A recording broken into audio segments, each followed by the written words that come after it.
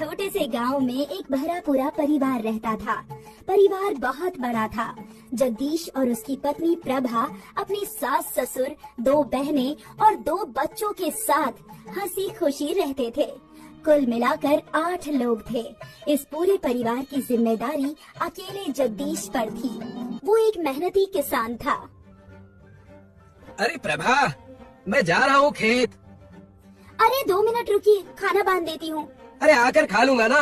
पता है मुझे आप कितना आएंगे। एक बार आप काम में लग जाए तो सीधे सांझ ही घर आएंगे। ये तो तूने पते की बात कही बहू। अब बहू ने खाना बांध ही दिया है तो ले जाना। ठीक है, दे दो। जगदीश के लिए सबसे पहले उसका काम था। वो खुद के सेहत की भी चिंता नहीं किया करता था, लेकिन प्रभा उसकी बहुत फिक्र करती थी। न सिर्फ जगदीश की, प्रभा को हर एक चीज की चिंता थी।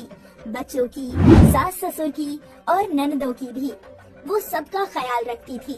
एक दिन की बात है, घर में शांति और पल्लवी के लिए रिश्ता आया। सभी लोग बहुत खुश थे। हमारे 2 बेटे हैं, अखिलेश और नीलेश। हम चाहते हैं कि इनकी शादी 2 बहनों से ही हो, ताकि घर में हमेशा सुख और शांति बनी रहे। ये तो बहुत अच्छी सोच है आपकी। ये है मेरी 2 बेटियां, बड़ी बेटी शांति और छोटी बेटी पल्लवी। देखने आए हुए लोगों को शांति और पल्लवी बहुत पसंद आई। हमें आपकी बेटियां तो पसंद है, हमें कुछ चाहिए तो नहीं, बस इतना चाहते हैं कि शादी धूमधाम से हो। हमारे दोनों बेटे इंजीनियर जो हैं। जी बिल्कुल, जैसा आप चाहें। शांति और पल्लवी का रिश्ता तय हो गया। सब खुश थे, सिवाय जगदीश के। वो पैसों का सोचने लगा। शाम में जगदीश घर के बाहर अकेला बैठकर कुछ सोच रहा था। क्या हुआ बेटा? कुछ नहीं पिताजी, बस शादी का सोच रहा हूँ। धूमधाम से शादी करवाने के लिए पैसे भी जमाने होंगे। हाँ, 2 लाख रुपये मेरे पास भी हैं, पर इतने तो काफी है नहीं। एक ही रास्ता है कि हम खेत गिरवी रख दें। नहीं पिताजी, और कोई ना कोई रास्ता होगा जल्द से जल्द पैसे बटोरने का। आप चिंता मत कीजिए। मेरी बात मेरे दोस्त अनूप से हुई है। वो कृषि वैज्ञानिक है। कल उससे जाकर मिलता हूँ। ठीक है, ये भी रास्ता देख ले। अगली सुबह जगदीश अनूप से मिलने पहुंचा। दोस्त, ऐसा कुछ बता जिससे जल्दी पैसे मिल जाए। पल्लवी और शांति की शादी करनी है, जल्द से जल्द। फिर तो तू इलायची की खेती कर, 4 महीने में तैयार हो जाएगी। और दाम, वो तो तू जानता ही है। तेरे 1 बीघा खेत में कम से कम 3-4 लाख का मुनाफा तो होगा ही, लेकिन तुझे कम से कम 2 साल पुराने इलायची के पौधे खरीदने होंगे। 25-30 हजार का खर्चा आएगा। अरे वाह, ये हुई ना बात। पर दोस्त, मेहनत बहुत है, तुझे बहुत ख्याल रखना पड़ेगा, वरना सारे पौधे सड़ने लगेंगे। तू चिंता मत कर, मैं बहुत अच्छे से ध्यान रखूंगा। अनूप ने जगदीश को इलायची के पौधे उगाने का तरीका बताया। जगदीश घर आया और उसने ये बात घर वालों को बताई। ये तो बहुत अच्छी बात है, इससे तो हमारी सारी समस्या ही सुलझ जाएगी। जी पिताजी, मैं कल ही जाकर पौधे खरीद लाता हूँ। अगले ही दिन जगदीश ने अपनी बचत में से 30,000 के इलायची के पौधे खरीदे और अब उसे पौधे अपने खेतों में उगाने थे। लेकिन उसके लिए उसे खेत को अच्छे से जोतना था, पानी सींचना था और फिर पौधे लगाने थे। तो जगदीश अपने काम में जुट गया। उसके पास कोई बैल तो था नहीं, इसलिए वो खुद ही हल से अपने खेत जोतने लगा। 2 दिन बीत गए। अब तक खेत की जुताई का काम खत्म नहीं हुआ। आज कड़ाके की धूप थी। गर्मी से जगदीश के सिर से पसीना टपक रहा था। वो फिर भी अकेला खेतों को जोतने में लगा था। अचानक उसका हल मिट्टी में अटक गया। उसने जब जोर से खींचा तो हल टूट गया और जगदीश की पीठ पर चोट आ गई। जगदीश दर्द से कराह रहा था। बचाओ! बचाओ! उसकी आवाज सुन आसपास के किसान दौड़े चले आए।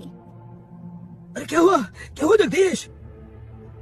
चलो इसे जल्दी से अस्पताल ले चलते हैं।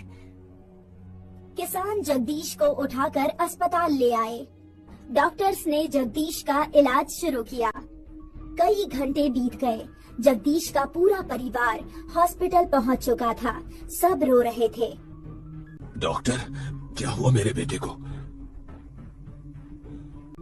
उनकी रीढ़ की हड्डी पर गहरी चोट आई है। अब कुछ महीनों के लिए उन्हें बिस्तर पर ही पड़े रहना होगा। वो बैठ तक नहीं सकते। हे भगवान! मेरा बेटा, मेरे बेटे के साथ ऐसा क्यों हुआ? सब लोग रो रहे थे। किसी ने सोचा नहीं था कि ऐसा कुछ होगा। हॉस्पिटल में जगदीश का इलाज जारी था। अब ये तो तय था कि वो खेती नहीं कर सकता था। अब जगदीश के पिताजी और परेशान हो गए। भाग्यवान, सोच रहा हूँ खेत गिरवी रख दूं। जगदीश के इलाज के लिए पैसे चाहिए, और तो और शांति और पल्लवी की शादी का भी सोचना है। अगर मुझे हार्ट की बीमारी नहीं होती तो मैं खुद ही खेती कर लेता। भगवान बहुत निर्दयी है। हमारे खुशहाल परिवार की खुशी उससे देखी नहीं गई। अब जो भी है, और कोई रास्ता नहीं है। मुझे खेत गिरवी रखने ही होंगे। ससुर जी, हाँ बहू। आप खेत गिरवी रखेंगे तो उन्हें बहुत बुरा लगेगा। जानता हूँ, पर और कोई रास्ता नहीं है। खेतों के बजाय आप मेरे गहने गिरवी रख दीजिए। नहीं बहू, और बहू, इनसे तो बस जगदीश के इलाज का खर्चा निकलेगा। पल्लवी और शांति की शादी का क्या? ससुर जी, मैं भी एक किसान की बेटी हूँ और मुझे भी खेती करना आता है। आज से उनकी जिम्मेदारियाँ मैं संभालूंगी और मैं खेती करूंगी। नहीं बहू, इतनी कड़क धूप में खेती करने का काम तू नहीं कर पाएगी। बहुत मुश्किल है, और ऊपर से बेटा औरतें खेती नहीं करती। ससुर जी, औरतें खेती नहीं करती क्योंकि उन्हें नहीं आती। मेरे पिताजी ने मुझे खेती सिखाई है। मैं कर सकती हूँ। मुझे एक बार कोशिश तो करने दीजिए। लेकिन तू अकेले कैसे सब करेगी? घर की भी तो जिम्मेदारी है। घर और बच्चों की जिम्मेदारी मैं संभाल लूंगी। प्रभा खेती करना चाहती है तो उसे करने दीजिए। ठीक है, लेकिन ये इलायची की खेती कैसे होती है मुझे भी नहीं पता। तो प्रभा को कैसे पता होगा? ससुर जी, हम खुद अनूप भैया के पास जाकर पूछ लेते हैं। वो जरूर हमारी मदद करेंगे। ठीक है, देखते हैं। प्रभा ने खेती करने की ठान ली। वो उस गांव की पहली औरत थी जो खेती करने जा रही थी। अगली सुबह प्रभा अपने ससुर के साथ अनूप की किसी लेबोरेटरी पहुंच गई। उन दोनों ने अनूप को जगदीश का हाल बताया। अरे बाप रे, सोचा नहीं था कि ऐसा कुछ होगा। जो हुआ वो भगवान की मर्जी थी बेटा। और अब प्रभा जिद पकड़ कर बैठी है कि वो खेती करेगी। अब तू ही इस पगली को समझा कि ये मुश्किल है। चाचा जी, मुश्किल है पर नामुमकिन नहीं। हमारे देश में कई औरतें किसान हैं, और अगर भाभी अच्छे से सीख जाए तो वो जरूर इलायची की खेती कर सकती हैं। बस भैया, आप मुझे सब समझा दीजिए। आपने पहले कभी खेती की है भाभी? मैं भी एक किसान की बेटी हूँ और मुझे भी खेती करना आता है। बहुत बढ़िया, बाकी मैं सिखा दूंगा। अनूप ने प्रभा और उसके ससुर को कुछ वीडियोस दिखाए और इलायची के पौधे उगाने का सही तरीका समझाया। भाभी, अगर आपने सब कुछ सही किया तो 4 महीने बाद इलायची की फसल तैयार हो जाएगी। पर ध्यान रखना, कीड़े ना लग जाएं। जी बिल्कुल। धन्यवाद बेटा। प्रभा और उसके ससुर अनूप का शुक्रिया करके वहाँ से निकल गए। अगली सुबह प्रभा ने खेती का काम शुरू कर दिया। वो अकेले ही हल खींच रही थी। घंटों की कड़ी मेहनत के बाद वो थक गई। तभी उसके ससुर जी वहाँ पहुँचे। अरे बहू, जी ससुर जी। आजा खाना खाते हैं। आपने क्यों तकलीफ की ससुर जी? इतना तो मैं कर ही सकता हूँ। आजा। प्रभा ने पेड़ के नीचे बैठकर खाना खाया। ससुर जी खेत देखकर खुश थे। अरे वाह बहू, तूने इतनी जल्दी इतना खेत जोत कैसे लिया? पिताजी ने बताया था कि गर्मी में मिट्टी सख्त हो जाती है, पत्थर के जैसी। अगर ऐसे में खेत की जुताई करनी है तो मिट्टी को गीला करना होगा। बस मैं कुएं से पानी ला ला कर डालती रही और फिर खेत जोतती रही। शाबाश, तूने तो दुगनी मेहनत की है बहू। प्रभा के ससुर जी उसे प्रोत्साहित कर रहे थे। शाम को थक हार कर प्रभा घर पहुंची। माँ आ गई, माँ आ गई। प्रभा की सास ने उसे पानी दिया। माँ, आपने कहा था कि आज आप हमें पकौड़े खिलाएंगी, अब बना दो ना। अरे बेटा, माँ बहुत थक गई है आज, पकौड़े मैं बना देती हूँ। नहीं दादी, हमें माँ के हाथ के पकौड़े ही खाने हैं। बनाओ ना माँ पकौड़े, बनाओ ना माँ। दोनों बच्चों की जिद के आगे प्रभा को अपनी थकान तक दिखी नहीं। आखिर वो माँ जो ठहरी। वो सीधे रसोई में गई और बच्चों के लिए पकौड़े बनाने लगी। रात को प्रभा का पूरा शरीर दर्द कर रहा था। वो करवटें बदलती रही और अगली सुबह फिर खेत के लिए निकल पड़ी। लगभग 3 दिनों की कड़ी मेहनत के बाद प्रभा ने पूरा खेत जोत लिया और अब बारी थी पौधे लगाने की। प्रभा ने ये काम भी शुरू कर दिया। बार बार झुक झुक कर उसकी कमर में दर्द हो गया। हाय मेरी कमर, हे भगवान। दर्द से भले ही उसका पूरा शरीर टूट रहा था, पर उसने हार नहीं मानी। उसने पौधे लगाना जारी रखा। एक और खेत का मेहनत भरा काम और एक और बच्चे। प्रभा अपनी दोनों जिम्मेदारियों को पूरा कर रही थी। अब जगदीश भी घर आ चुका था। वो बिस्तर पर ही लेटा था। प्रभा, कितना काम करोगी? थोड़ा आराम कर लो। नहीं, अभी रिंकी की बालों में तेल लगाना है। वो शांति या पल्लवी कर लेगी, तुम आराम करो। शांति! जी भैया। जरा रिंकी के बालों में तेल लगा दो। जी। शांति रिंकी के पास चली गई और प्रभा वहीं जमीन पर लेट गई। कमर बहुत दुख रही है ना? नहीं, अब ठीक है। झूठ मत बोलो। वैसे भी तुम्हें झूठ बोलना नहीं आता। मैं जानता हूँ कितनी मेहनत लगती है खेती करने में, और ऊपर से घर की जिम्मेदारी। तुम्हें क्या जरूरत थी ये सब करने की? मैं और मेरा परिवार तुम पर बोझ बन गए हैं। ये परिवार मेरा भी है और ये जिम्मेदारी भी। और जब तक आप बिल्कुल ठीक नहीं होते, मैं ये जिम्मेदारी बखूबी निभाऊंगी। मैं ये जिम्मेदारी बखूबी निभाऊंगी। जगदीश जानता था कि उसकी पत्नी प्रभा बहुत जिम्मेदार है, पर वो ये भी जानता था कि इन सब में प्रभा खुद का ख्याल नहीं रखेगी। 15 दिन बीत चुके हैं, पौधे लग चुके हैं। अब रोज प्रभा कुएं से पानी भरकर पौधे को पानी दिया करती थी। वो खुश थी कि उसके पौधे अच्छे से उग रहे थे। ये सिलसिला रोज चलता रहा। प्रभा रोज पौधों को पानी देती, उनका ख्याल रखती। लगभग 2 महीने बीत गए थे। अब पौधों में फूल दिखने लगे थे। अरे वाह, देखो फूल उगाए। जी ससुर जी, अब बस 2 महीने और। हाँ। प्रभा के ससुर ने जब खेतों में मुआयना किया तो उन्होंने देखा कि कुछ पौधों में कीड़े लग चुके थे। प्रभा, ये देखो, इनमें कीड़े लगे हैं। हे भगवान!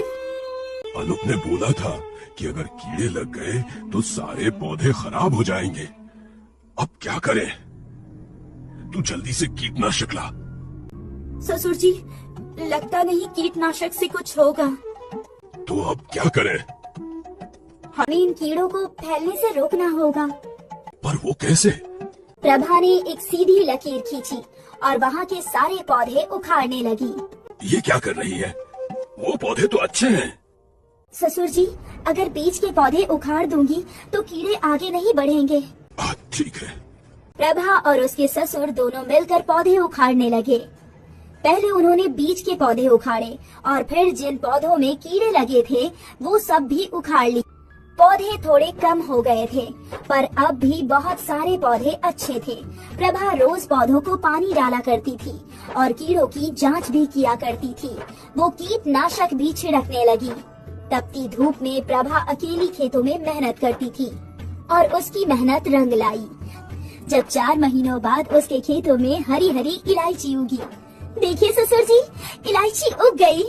हाँ बहू, देख रहा हूँ, और ये भी देख रहा हूँ कि तूने कितनी मेहनत की है। अब जो हो गया वो जाने दीजिए ससुर जी। नहीं बहू, तूने जो किया है वो कोई बेटी भी ना करे। तूने मेरे बेटे और उसके पूरे परिवार की जिम्मेदारी अपने कंधों पर उठा ली। तेरे जैसी बहू पाकर मैं धन्य हो गया। ससुर जी हाथ जोड़कर खड़े थे। प्रभा की आंखों में भी आंसू थे, पर आज वो आंसू खुशी के थे। उसकी 4 महीनों की मेहनत रंग लाई। प्रभा ने अकेले ही सारी इलायचियाँ काट ली और फिर व्यापारी आया। इस जिले में कोई इलायची उगाता नहीं है जी, इसलिए हमारा यहाँ आना जाना नहीं होता। पर आपने शुरुआत की है, अच्छा है, अब आते जाते रहेंगे। व्यापारी ने इलायची के दाने देखे। ये हुई ना बात, इलायची अच्छी है, इसका मैं 900 रुपये किलो का दाम दूंगा। तो 320 किलो के हुए 2,88,000। इतने पैसे सुनकर प्रभा और उसके ससुर जी दोनों खुश थे। सौदा हो गया और व्यापारी ने ससुर जी के हाथ में सारे पैसे रख दिए। व्यापारी सारी इलायचियों की बोरी लेकर चला गया। दोनों खुशी खुशी घर लौटे। अरे भाग्यवान, मुंह मीठा करो। क्या हुआ? ये देखो, बहू की खेती की पहली कमाई। अरे बाप रे! अब पल्लवी और शांति की शादी अच्छे से होगी और जगदीश का इलाज भी। ये सुनकर सास की आंखों से भी आंसू बहने लगे। सास ने प्रभा का माथा चूम लिया। पिछले जन्म में जरूर मैंने कोई अच्छे कर्म किए होंगे जो मुझे तेरे जैसी बहू मिली। देख रहा है ना जगदीश? जी माँ। जगदीश अब पहले से बेहतर था। वो बैठ सकता था। अपनी पत्नी की सफलता से वो भी बहुत खुश था। प्रभा की मेहनत के कारण कुछ महीनों बाद पल्लवी और शांति की बड़ी धूमधाम से शादी हुई। एक बहू ने अपने ससुराल की सारी जिम्मेदारियां अकेले उठाई और मेहनत करके सफल हुई। जगदीश भी धीरे धीरे ठीक हो रहा था। उसे अपनी पत्नी पर गर्व था, और न सिर्फ उसे बल्कि पूरे परिवार को बहू पर गर्व था। कौन कहता है कि औरतें खेती नहीं कर सकती? प्रभा ने मेहनत और दृढ़ निश्चय से सबको गलत साबित कर दिया।